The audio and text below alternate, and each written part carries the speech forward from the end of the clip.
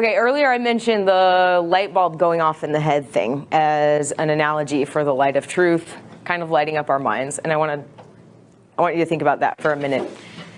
Think about your brain as sort of areas of light. So like whatever you know a lot about or whatever you're really conscious of, that part of your brain is really lit up.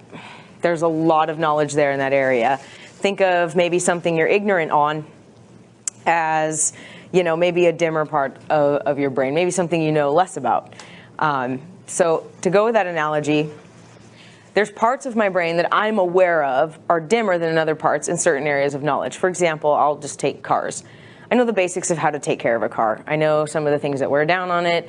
I know that, you know, there are certain things you need to do every couple months or so. You need to get oil changes, and you need to, I know there's certain things that, you know, every other few years or so you need to check those things, and you need to replace, you know, your shocks and your struts, and you got to do this and that, replace your tires. But if you asked me, okay, Amanda, if I give you all the parts, can you build a combustion engine from scratch? I'd be like, no. Because I'm very aware that there's this part of my brain that it's more dimly lit in this region, to use the analogy. There's some light there. I have a little bit of knowledge, but I'm by no means a master mechanic. I cannot just diagnose a problem from nothing and figure out what it is very, very easily, and I'm aware of that.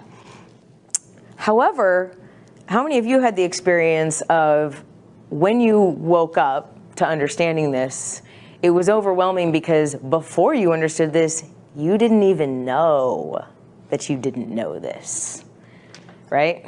We all felt that way.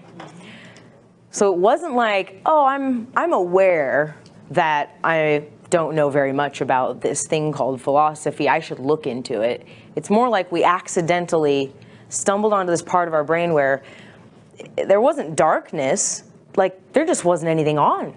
It just wasn't on. It wasn't dimly lit. There wasn't anything. That part of our brain just didn't have the switch on at all. And we didn't know that. So it's a whole different level than, well, I'm sort of aware that there is this topic, but I know I'm ignorant on it. We don't even know we don't know about it. And we don't see it there. It's sort of like the African bushman that's the highest technology he's ever seen is a bicycle. Now go try to talk to him about the mechanics of a car, and he doesn't know that cars exist. You're going to be speaking a whole other language to him. He's not going to understand anything you're saying. So what happens when there's a part of a person's brain that isn't just dimly lit, it's just not on? They don't know that part of their brain's there. They don't know it exists. They've never looked there.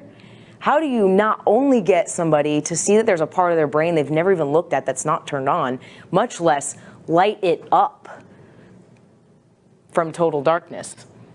They're not even aware there's a dark spot. They're not aware there's anything not running. They don't know what they don't know. And that's what we call the void.